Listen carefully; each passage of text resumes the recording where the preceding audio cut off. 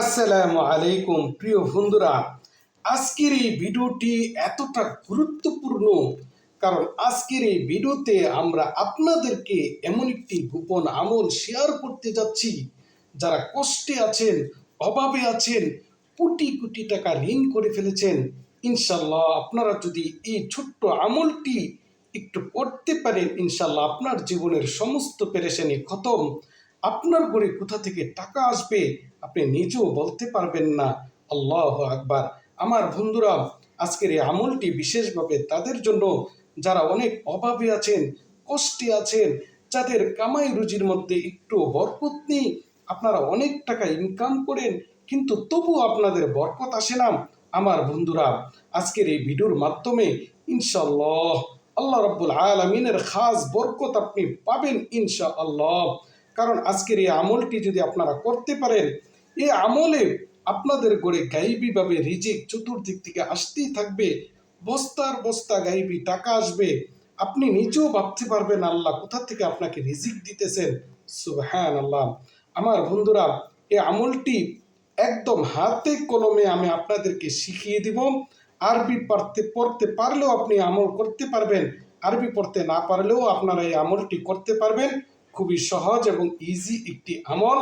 এই জন্য আপনারা ধৈর্য ধরে ভিডিওটি শেষ পর্যন্ত দেখুন আর আমলটি জীবনে একবার হলে করুন। ইনশাল্লাহ দেখবেন আপনার জীবনে উন্নতি এখন থেকে শুরু হবে। কারণ এই আমলটি অত্যন্ত পাওয়ারফুল এবং পরীক্ষিত একটি আমল।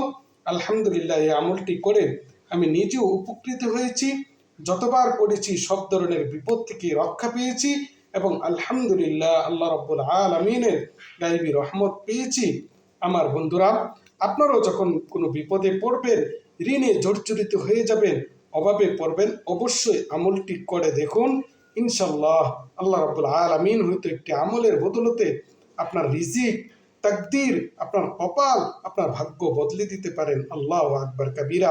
অবশ্যই কমেন্টে আমিন লিখে আজকের পবিত্র দোয়ায় শামিল থাকবেন।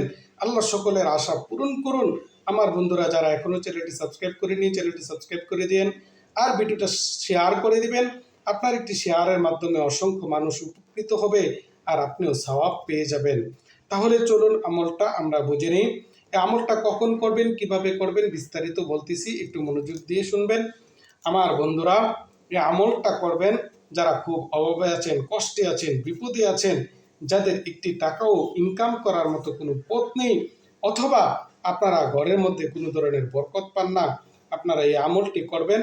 এই আমল করার জন্য প্রথমত পাক পবিত্র অবস্থায় উত্তম রূপে উজু করে আপনারা এই আমলটি করবেন।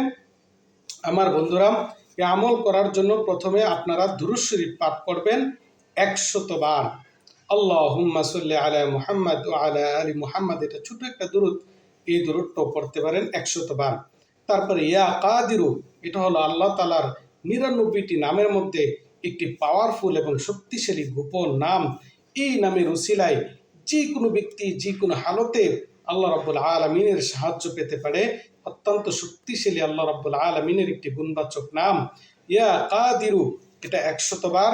তারপরে দুরূদ শরীফ 100 বার আপনারা পাঠ করবেন। মনে রাখবেন, আমলের প্রতি আজমত, বিশ্বাস এবং ভরসা নিয়ে আমল করবেন। আল্লাহ রহমতের আশায় আপনি আমল করবেন। 2 নম্বর, আমল করার পাশাপাশি হালাল রিজিকের তালাশ করবেন। আল্লাহ রাব্বুল আলামিনের গায়বী সাহায্য পাবেন।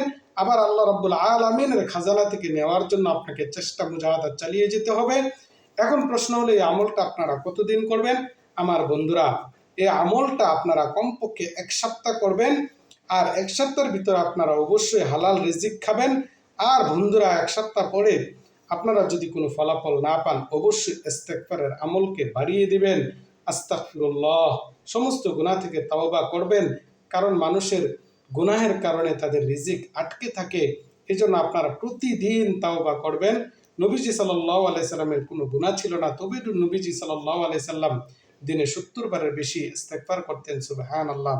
এই জন্য পাশাপাশি ইস্তেগফারের আমল সহ আপনারা এইভাবে আমলটাকে অব্যাহত রাখবেন যতদিন না আল্লাহ রাব্বুল আলামিন আপনার মনের আশাকে পূরণ করে।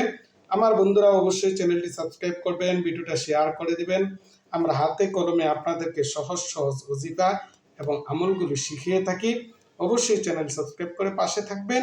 আর বন্ধুরা, অবশ্যই ভিডিওর নিচে আপনার মূল্যবান মতামত জানিয়ে যাবেন।